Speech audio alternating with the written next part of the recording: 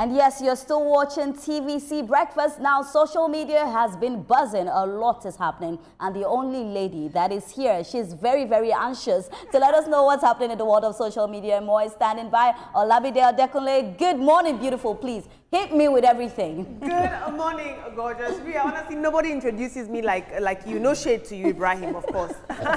Let's see what everyone's talking about this morning, shall we? Take it away. Let's have a look. Good morning, Nigeria. Like I always say, TVC has a finger on the pulse and our eyes on the streets. And here on the Trending Now segment, my team and I do our best to bring you the stories that are trending now and shaping the world that you and I live in.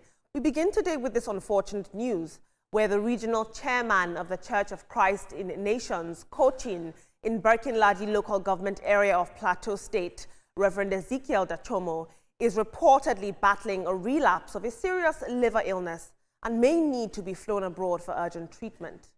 Now, the update was made public by Plateau-based journalist Masara Kim Usman, who's called on Christians across Plateau State and Nigeria to pray for the cleric's recovery. Reverend Dachomo is known for his outspoken advocacy on issues affecting Christian communities, and he underwent a successful liver transplant in India earlier this year with his wife as the donor. But after returning to Nigeria, he resumed his public advocacy. But he says that the illness has now relapsed in recent weeks, leaving him less visible as his health unfortunately declines. Have a look at this video. I'm a rugged rural evangelist. My peace comes when I move from one village to another. With this cancer of the liver, God has crushed it.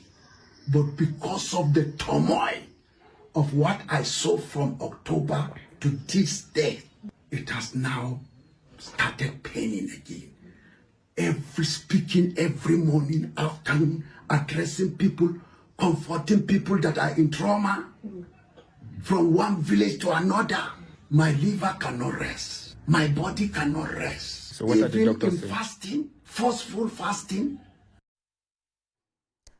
There's been a call for prayers since this video, and this video has since drawn widespread concern and support from followers online. We do wish the Reverend a speedy recovery. Let's have a look at social media. I'll take two tweets. Tiger says, this is deeply concerning news. If Reverend Father Ezekiel Dachomo is indeed battling liver disease and needs urgent medical care abroad, it's a serious humanitarian situation. Regardless of political views, his health and well-being should be the priority. I hope the necessary support and resources are mobilized quickly and that he receives the medical attention that he urgently needs. Honorable Nuhu Sada says, illness has no religion. As a Muslim, I pray for his healing and for a Nigeria where compassion is stronger than division. Team, this is very sad. I mean, if we've been following the Christian genocide claims, we know that Reverend Dachomo is essentially the face of this, and he's been very helpful, I would say, and vocal in reporting the deaths of people in Plateau and in the northeast region of Nigeria. Unfortunately, he's now very ill and will need to be flown abroad. It's very sad that a man who is lending his voice to such a sad cause doesn't have the resources to essentially take care of himself. But luckily, people are rallying around him in this moment, Metoma. Yeah, I really like your second tweet, the guy that said that illness has no religion.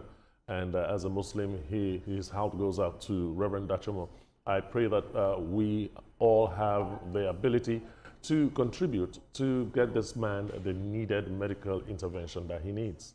Of course, be it a Christian or a Muslim, you know, that is not the bone of contention here. I'm really worried about him, knowing that, you know, he's had a liver transplant before and now it has relapsed again.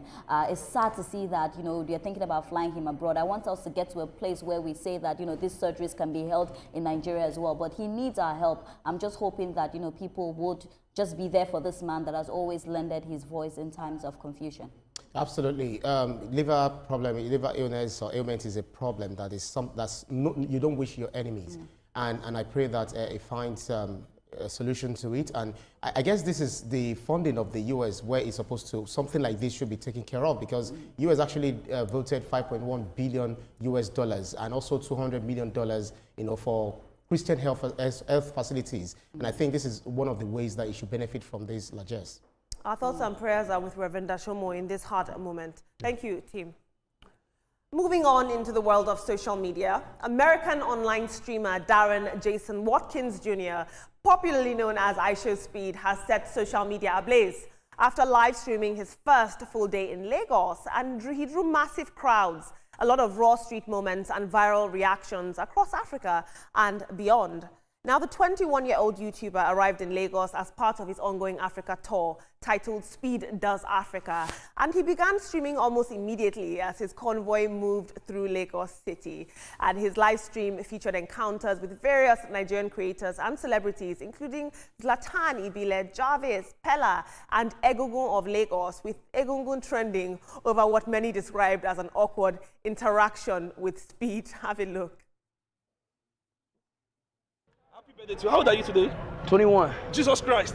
And you look so healthy and strong. Sorry, when did you start this? When did you start? Also, fans repeatedly urged Speed to meet Habib Hamzat, popularly known as Pella, who made several dramatic attempts to get Speed's attention, including trying to climb Speed's vehicle and later riding a horse through Lagos traffic. Have a look for yourself. IShowSpeed, listen, brother. Listen. Please. I'm a streamer. I'm big. I know. But please, let's do something. I've suffered because of you. I fall down. Please. I'm my life. Man, come down. Why is he weaving in my body? Which one be Jaman? Jaman. Later that night, at a birthday gathering, TikTok creator Jarvis appeared in her robot persona, fascinating Speed as she demonstrated her performance style. Have a look at another viral moment. What? Robot, Ronaldo or Messi? Ronaldo. Wow. According to you. What? You know it's my birthday today, Robot. Yes, I have a better song for you. Sing it. Happy birthday to you. Earlier in the day, Speed did hit a major milestone right here in Lagos, becoming the first black creator to reach 50 million YouTube subscribers, achieving it live. Well, not all reactions were actually positive from Speed's visit. There's some clips of Speed complaining about difficulty breathing in traffic and the smell of Lagos, and describing parts of Lagos as dark without electricity. And some users accused him of demarketing Lagos. At the same time, Nigerians also trended online at some point for openly begging the streamer, which is a contrast that many people pointed out, saying that Speed has visited several other African countries on this tour, but no one else begged except Nigerians. Whether you love it or you hate it, IShowSpeed has lit up Lagos during his stay, and the internet is buzzing and everyone's watching very closely. Let's have a look at social media. Mobolaji Alausa says, running around Lagos begging IShowSpeed on the street, that is poor networking. 2 weeks before arriving, you could have built connections, introduced yourself, drafted content, and reached out properly. Hustle smartly. Networking isn't street begging. Presentation matters. Learn from this and be better next time. I'm sure he's referring to Pella here. Dr. Farouk says, that's because Jarvis has content. Pella is just someone with so many followers, but doesn't really have content that people know him for. Value is very key, and I am happy for her. Team, a lot of people might wonder why we're taking this story, but increasingly streams have become communities for young people. It is where they live, they breathe, they eat, and they sleep. For many young people, streams and streamers have become digital town squares for them to interact. And so every young person that watches TVC or is in Nigeria right now, this is the biggest thing happening in their world. And I thought it was important to address this. But most importantly, intellectually, what does IShowSpeed's visit to Lagos tell us about the contrast between global creative spaces and Nigerian creative spaces? And how do we bridge that gap, Etoma? That's if you see a gap. What I see is that we're unique in our ways. The way we do things here is so different from the way he knows and the way he's used to. And for Pella begging, well, that's Pella. You know, and his girlfriend is Jarvis. Jarvis has ex-girlfriend now. Okay, Jarvis has content, and she showed it, and I'm sure this young man is going to remember that for as long as he stays alive.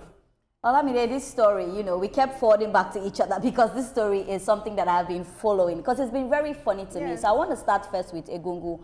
You know, me, I don't have a problem with Pella. He was trying to do his hustle. You know, Pella, I don't have a problem with. But with Egungu, I think that he should have done better with that interview. It was absurd. It was horrific. You know, it just shows that he was, he saw the person so bigger than him. And in an interview, when you're making somebody look bigger than you or higher than you, you would definitely mess up. The questions were uncalled for. You know, somebody's 21. How did you expect him to look when he's 21? So I think that for Egungu, we are not trying to criticize you, but I think you also need to do better because oftentimes it's just him with the girls with the backside. Now you want to take it to another level, you need to come, you know, and be intellectual as well. And talking about the Jarvis issue, of course, Jarvis has content. It's beautiful to see that, you know, Jarvis got there to, you know, speak to him.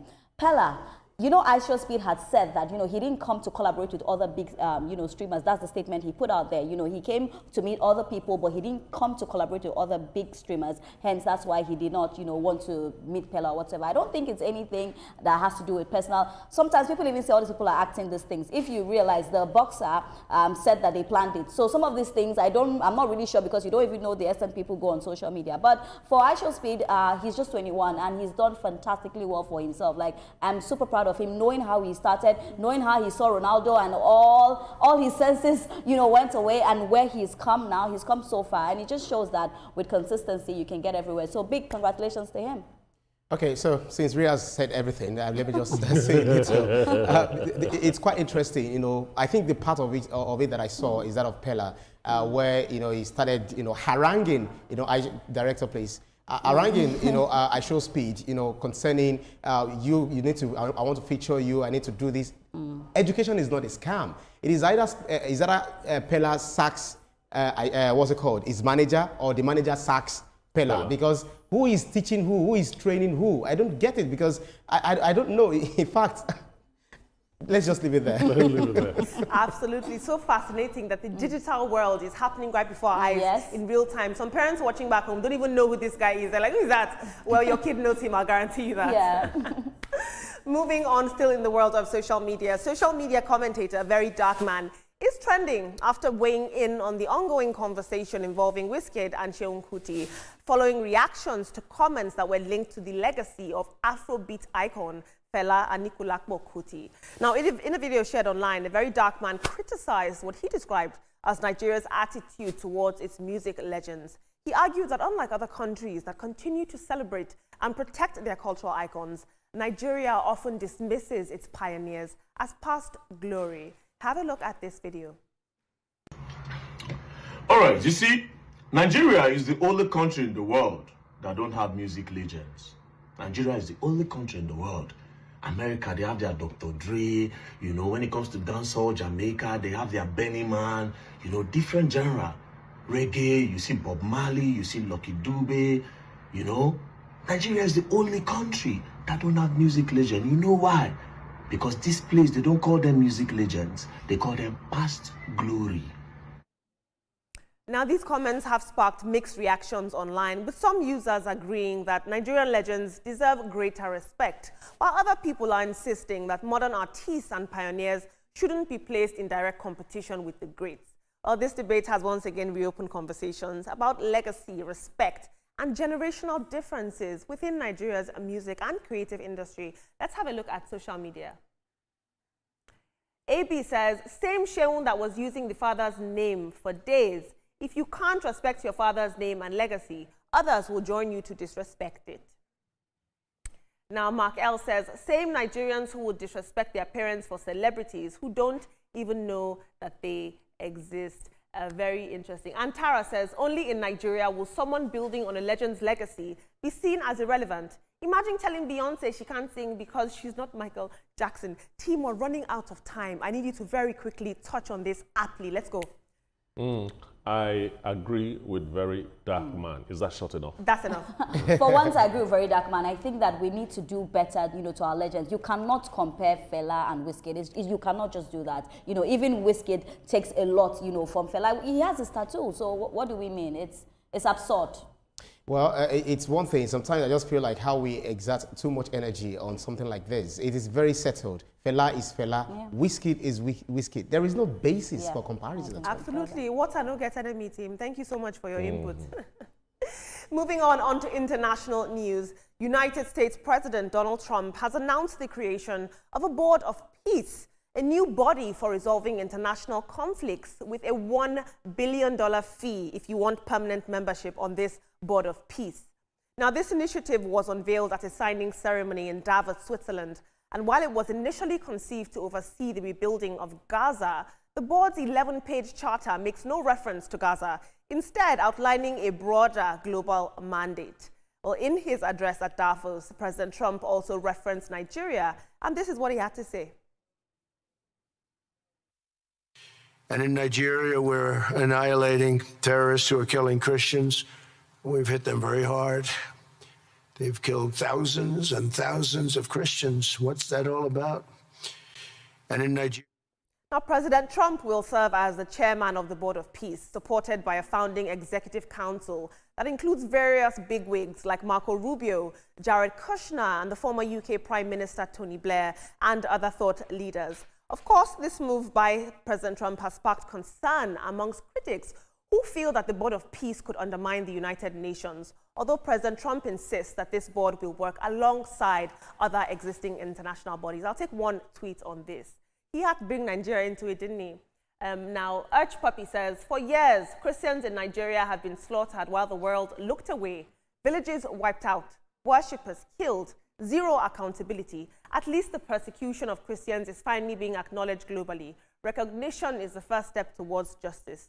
Credit to @Real Donald Trump administration and the U.S. Department of Defense @Pete Hegseth for amplifying what Nigerians have been screaming for years. A very interesting team. Now, you know, when we look at international bodies, arbitration bodies like the United Nations, we realize that they started as altruistic ambitions, if you will. They wanted to help the world, and there was a sense of collective responsibility. Donald Trump is saying, I'm going to do the right thing, and I want to charter peace in the world with the Board of Peace, but you've got to pay $1 billion to join. What message is that sending?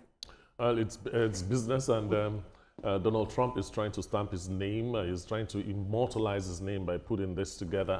When we were reading it, I was saying, so what's wrong with the United Nations? Is it not going to be the same thing? Why duplicate it? For me as well, I thought about the United Nations. But then again, you're saying you want peace. Why put in that amount of money for the peace? And then he spoke about Nigeria as well. Of course, Trump will always speak about Nigeria. I'm just worried about the fact that they keep signaling that, oh, Christians are dying. Well, Christians are dying, Muslims are dying, people are generally dying. You know, if America wants to help us with intelligence, yes, let's fight insecurity in Nigeria. But we need to also be careful with the way we put out there Christians. And we know Donald Trump, well, he was always speak about Nigeria. Well, what more can I say? That reminds me of what William Shakespeare said. You know, all the world is a stage, and men and women are merely players. And that's what we're seeing. Geopolitics is very, very interesting, and we see what Trump is doing. There is transactional. It's all about money. They even asked Russia to come and join, and Russia said, "Okay, you want me to pay this amount? Come on, take it from the asset that you actually freezed." You froze rather. So these are the problems. It also reminds me of a verse of the Quran that says, when we told the corruptors of the earth to stop corrupting the earth, then they will say, no, we are not corruptors. We are the ones that are making peace. Trump has consistently said, since you guys did not give me the peace prize, then I do not think, after stopping wars, about 8+ of them, I think I have to do what is best for America. Meaning that I have to put the world in chaos. So it's a huge one. We'll see if this is indeed a board of peace or a board of power. Thank you so much, team. Here on the TVC Breakfast Show, we truly believe that time